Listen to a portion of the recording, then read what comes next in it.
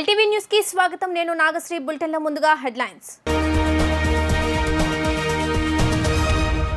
ముందస్తు బెయిల్ కోరుతూ హైకోర్టును ఆశ్రయించిన పిన్నెల్లి రామకృష్ణారెడ్డి. జూన్ 6 వరకు అరెస్ట్ చేయొద్దంటూ హైకోర్టు ఆదేశాలు.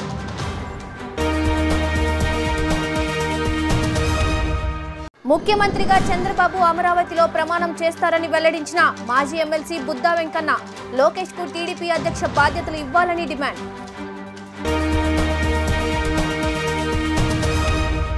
ప్రధాని రోడ్ షోలో డ్రోన్ల కలకలం. బాధ్యులపై కఠిన చర్యలు తీసుకోవాలని కేంద్ర హోంశాఖ ఆదేశం.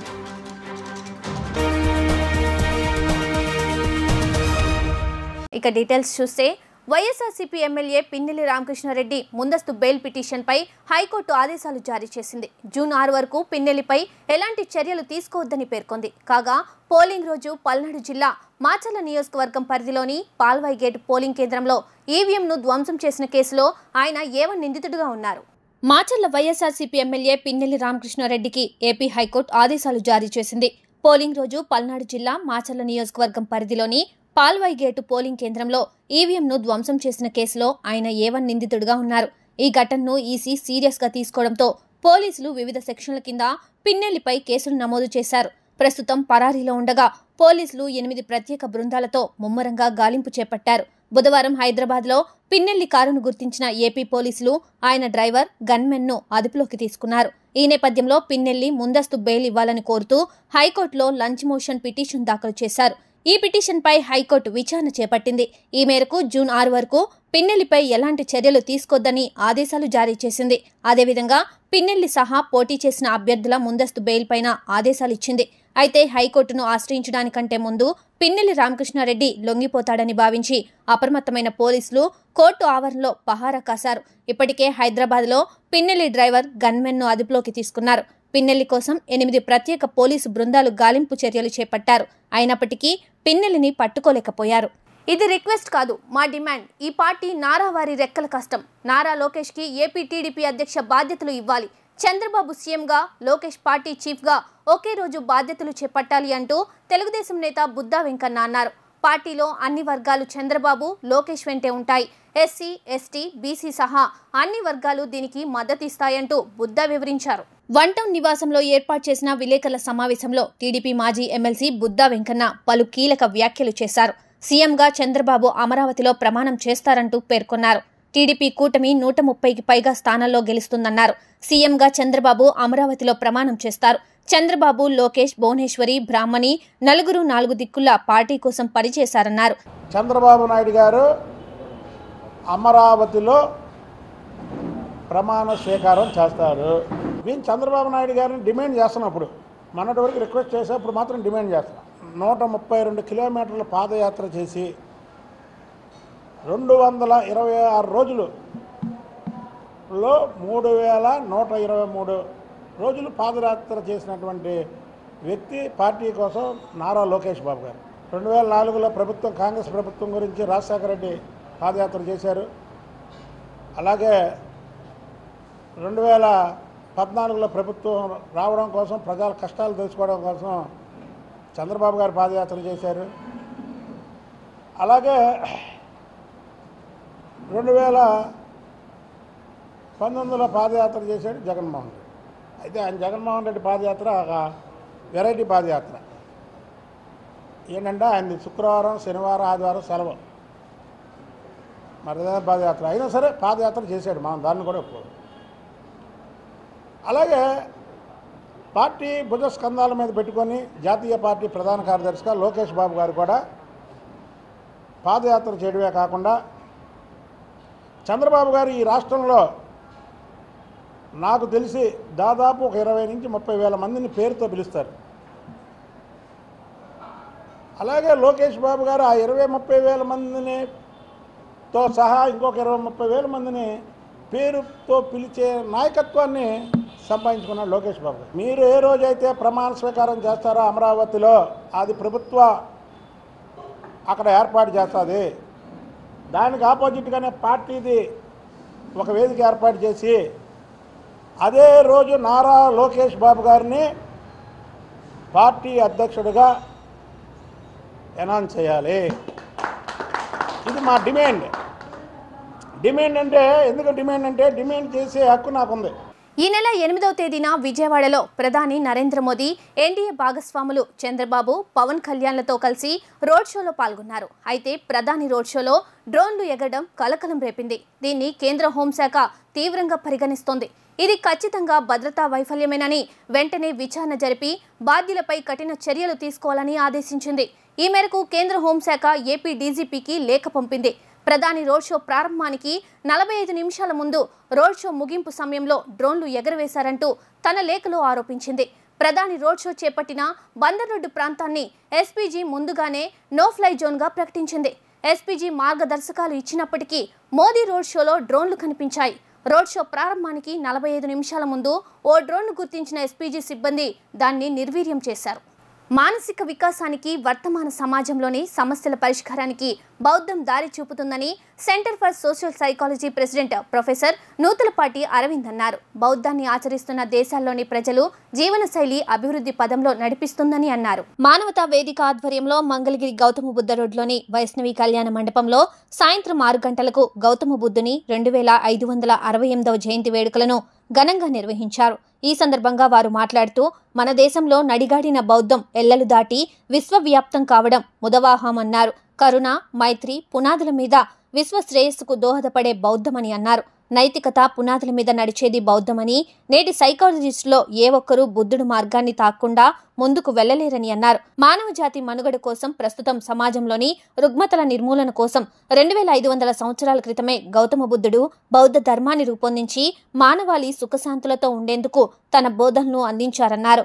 ఈ కార్యక్రమంలో భాగంగా అవయవదాతల సంఘం వ్యవస్థాపక అధ్యక్షురాలు గూడూరు సీతామహాలక్ష్మిని మానవతా వేదిక కమిటీ సంఘం వారు ఘనంగా సన్మానించారు. పోలింగ్ రోజు 9 చోట్ల ఈవీఎంలు ధ్వంసమయ్యాయని చెబుతున్న ఈసీ ఆ వీడియోలను ఎందుకు బయట పెట్టలేదని వైఎస్ఆర్ కాంగ్రెస్ పార్టీ నర్సరావుపేట ఎంపీ అభ్యర్థి డాక్టర్ అనిల్ కుమార్ యాదవ్ ప్రశ్నించారు. కేవలం పిన్నెల్లి రామకృష్ణారెడ్డి వీడియో మాత్రమే ఎందుకు రిలీజ్ అయింది?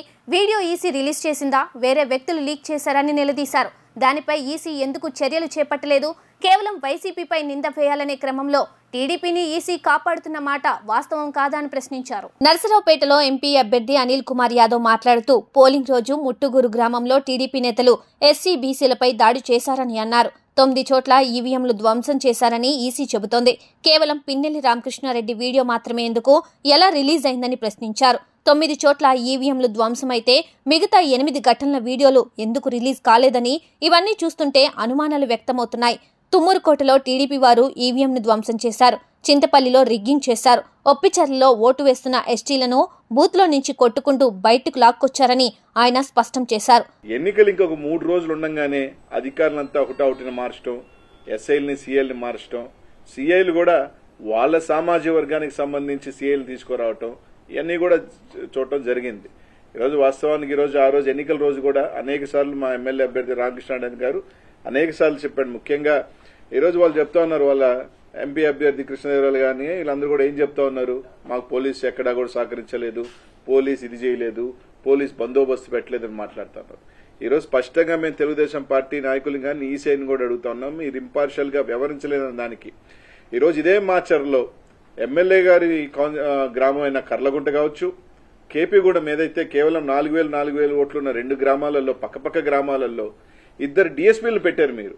అదే ఒప్పిచెర్ల 5000 ఓట్లున్న పక్కన తుమ్మరకోట, చింతపల్లి, పాల్వాయి గేట్లో విపరీతంగా రిగ్గింగ్ జరుగుతూ ఉంది. ఆ ప్రాంతంలో భయభ్రాంతులు చేస్తున్నారని చెప్తున్నా కూడా ఎమ్మెల్యే గారు కానీ ఎస్పీకి ఫోన్ చేసినా కానీ కనీసం స్పందించాల. ఆ రోజు స్టార్ట్ అయిన రోజు చూసుకున్నా కూడా ముట్టుగూరు గ్రామంలో ఆ రోజు ఆ తెలుగుదేశం పార్టీ వాళ్ళు పోయి ఎస్సీలని బీసీలని కొట్టడం గాని, ఈ రోజు అలాగే తుమ్మరకోట్లు అయితే దాదాపు ఈ రోజు ఈసీని అడుగుతా ఉన్నాం మేము. మీరే అన్నారు 9 దగ్గరలా ఈవీఎంలు పగలగొట్టారని. కేవలం ఒక్క రామకృష్ణారెడ్డి గారిది మాత్రమే ఎందుకు రిలీజ్ అయింది? ఈ రోజు ఎలా రిలీజ్ అయింది? మీరు రిలీజ్ చేశారా లేకపోతే ఎవరైనా రిలీజ్ చేశారా? కనీసం ఈ రోజున ఈసీ దాని మీద ఎందుకు చర్య చేపట్ల? 9 పగలగొడితే కొరవ 8 ఎందుకు రిలీజ్ కాలేదు? కొన్ని 8 సంఘటనలు ఎందుకు రిలీజ్ కాలా? ఆ ఫుటేజ్లు ఎందుకు బయటకు రాలా? దీని మీద అన్ని కూడా అని చూస్తున్నప్పుడు ఒక అనుమానాలు దావదీస్తా ఉన్నాయి.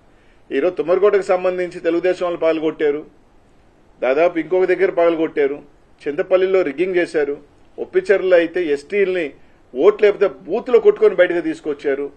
ఇదే పాల్వాయి గేటుకి సంబంధించి బీసీలు ఎస్సీలు మహిళలు ఓట్లేని పోతా ఉంటే ఓట్లేనికుండా కొట్టి తరిమేస్తుంటే ఎమ్మెల్యే గారు పోయి దాదాపు 1.5 గంట ఎస్పీకి ఫోన్ చేసినా అదే ఎస్పీ గారు మాచర్ల చుట్టూ తిరిగారు కానీ కనీసం పాల్వాయి గేట్ దగ్గరికి రావాలన్న ఆలోచన కూడా చేయలేదు. ఎందుకంటే ఇదంతా ఒక ప్రీ ప్లాన్డ్ గా ఎక్కడెక్కడ ఇబ్బంది పెట్టాలి, ఎక్కడెక్కడ తెలుగుదేశం వాళ్ళు రిగ్గింగ్ చేసుకోవాలి అని ఒక ప్రీ ప్లాన్డ్ గా చేసిన పద్ధతిలోనే నడిచింది.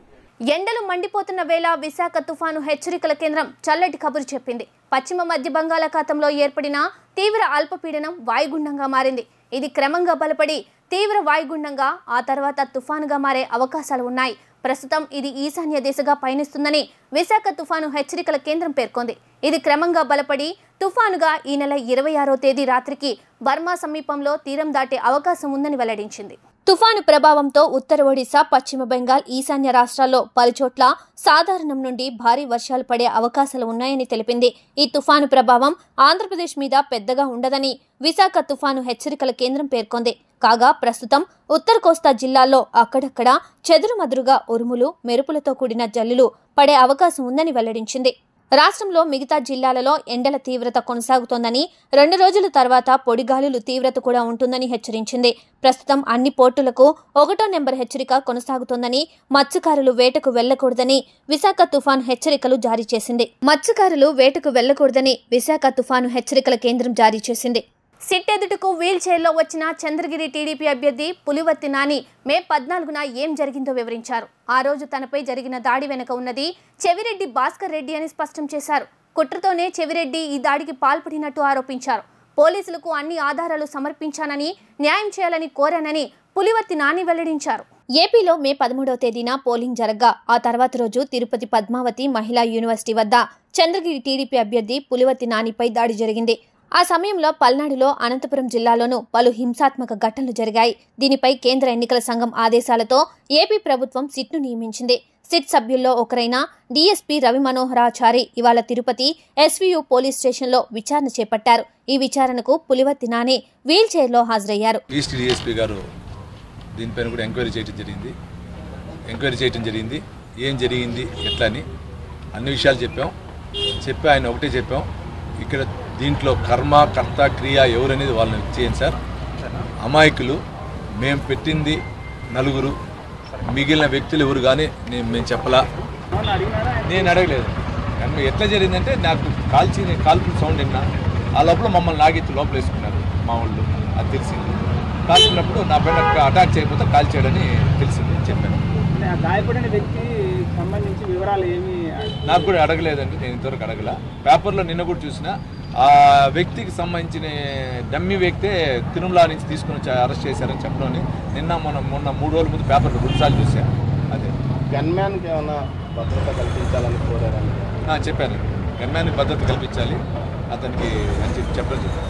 ఇప్పుడు మీకు ప్రభుత్వం కల్పించిన సెక్యూరిటీ సంతృప్తినిచ్చిందా, ఇంకా పెంచాలని అంటే యాక్చువల్గా ఇప్పటి వరకు అయితే సంతృప్తి, ఇంకా పెంచాలి. ఎందుకంటే పోలింగ్ అయిన కౌంటింగ్ ఉంటుంది. కౌంటింగ్ తర్వాత 5 ఏళ్ళు ఉంటుంది. నాకు కానీ నా కుటుంబానికి కానీ నేను కూడా హైకోర్టులో వేసాను. పెంచాలి. ఈ మధ్య వేసారా, ముందు వేసింది? నేను ముందే వేసాను.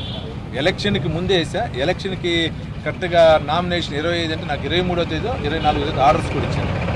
అంటే కూడా చెవిరెడ్డి హైకోర్టు కూడా వెళ్ళడం జరిగింది. దాని మీద ఎలా చూస్తారు రీపోలింగ్? అంటే రీపోలింగ్ వచ్చినా ఇప్పుడు జరిగినటువంటి పర్సంటేజ్ కంటే ఇంకా 0.5% పెరుగుతుందండి. మేము ఎక్కడ దొంగ ఓట్లు వేసుకుని న్యాయంగా జరిగింది ఈసారి ఎలక్షన్. అధికారులు న్యాయబద్ధత వహించారు. 13వ తారీఖు మధ్యాహ్నం 2 గంటల నుంచి వాళ్ళు రెచ్చగొడుతూనే ఉన్నారు. అక్కడ జరిగింది, ఇక్కడ జరిగిందని. ఎక్కడా జరగలేదు. ఆ వైసీపీ బూత్లో జరిగినప్పుడు అట్లా రీపోలింగ్ చేయాలి. నేను కూడా వైసీపీ బూత్లు అడుగుంటాను కదా. ఎక్కడ జరగలేదు. ఈవెన్ తుమ్మలగుంట కూడా నేను న్యాయం జరిగింది కాబట్టి నేను ఎక్కడ అడగలేదు. ఎక్కడ కానీ ఈసారి అధికార యంత్రాంగం బాగా చేసింది. లాస్ట్లో మా ఊరికి రావటం కానీ, బ్రాహ్మణపల్లిలో దాళ్ళు గాల్లో ఫైర్ చేయటం కానీ, మా ఊరికి రావటం కానీ, కూచివారి ఈవీఎం ధ్వంసం చేసిన కేసులో వైసీపీ నేతలంతా విధ్వంసానికి పాల్పడిన ఎమ్మెల్యేకు వత్తాసు పలుకుతున్నారని టీడీపీ నేతలు ఆరోపించారు. ఈవీఎంలు పగలగొట్టిన ఎమ్మెల్యే బయట తిరిగితే పరిస్థితులు ఎలా ఉంటాయని ప్రశ్నించారు. తప్పు చేసిన ఎమ్మెల్యే పిన్నెల్లికి కఠినంగా శిక్ష పడాలని వ్యాఖ్యానించారు. ఈవీఎం ధ్వంసం చేసిన కేసులో తక్షణమే పిన్నెల్లి రామకృష్ణారెడ్డిని అరెస్ట్ చేయాలని టీడీపీ నేతలు రాష్ట్ర ఎన్నికల ప్రధానాధికారికి విజ్ఞాపన పత్రాన్ని అందించారు. విధ్వంసానికి పాల్పడిన కేసులో ఎమ్మెల్యేను సమర్థిస్తున్న వైసీపీ నేతలు కౌంటింగ్ సమయంలో ఎలాంటి చేష్టలకు పాల్పడతారోనన్న ఆందోళన వ్యక్తమవుతోందని టీడీపీ నేతలు అభిప్రాయపడ్డారు. ఎన్నికల్లో భద్రతా లోపాన్ని సీఎస్ జవహర్ రెడ్డితో పాటు మాజీ డీజీపీ ఆధ్వర్యంలోనే జరిగాయని ఆరోపించారు. ఈవీఎంలు పగలగొట్టిన ఎమ్మెల్యే బయట తిరిగితే పరిస్థితులు ఎలా ఉంటాయని ప్రశ్నించారు. తప్పు చేసిన ఎమ్మెల్యే పిన్నెల్లికి కఠినంగా శిక్ష పడాలని వ్యాఖ్యానించారు. గుర్తు తెలియని మనిషి పగలగొట్టాడని బీఆర్ఓతో రిపోర్ట్ ఇప్పించడం ఏంటి? మీ ఎలక్షన్ కమిషన్ ఏం చేస్తుంది? అన్ని వెబ్కాస్టింగ్ పెట్టాం. అక్కడ ఏం జరుగుతుందో మేము చూస్తున్నాం. ఆ నియోజకవర్గ ఆర్ఓ చూస్తారు, జిల్లాలో కలెక్టర్ గారు చూస్తూ ఉంటారు, ఇక్కడ నేను చూస్తుంటారని చెప్పారు.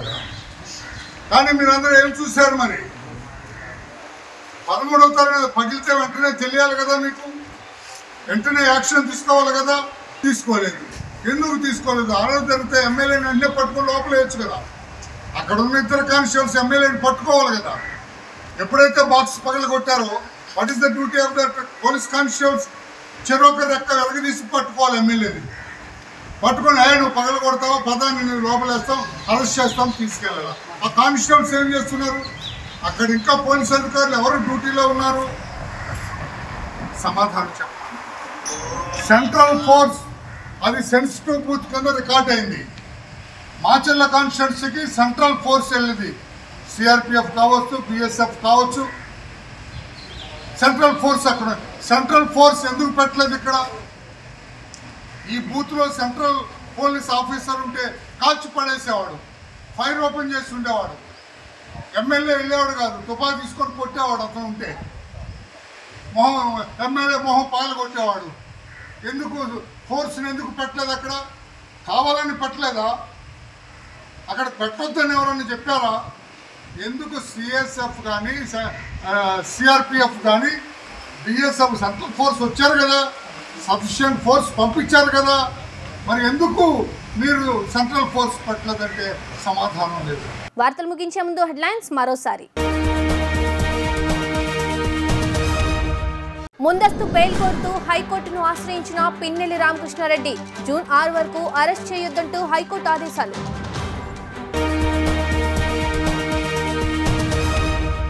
ముఖ్యమంత్రిగా చంద్రబాబు అమరావతిలో ప్రమాణం చేస్తారని వెల్లడించిన మాజీ ఎమ్మెల్సీ బుద్దా వెంకన్న. లోకేష్ కు టీడీపీ అధ్యక్ష బాధ్యతలు ఇవ్వాలని డిమాండ్.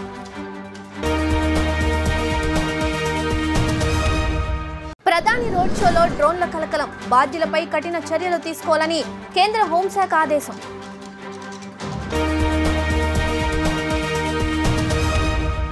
ఎల్టీవీ న్యూస్ ఇంతటితో సమాప్తం. తిరిగి మరో బులెటిన్లో మళ్ళీ కలుద్దాం. అంతవరకు సెలవు. నమస్కారం.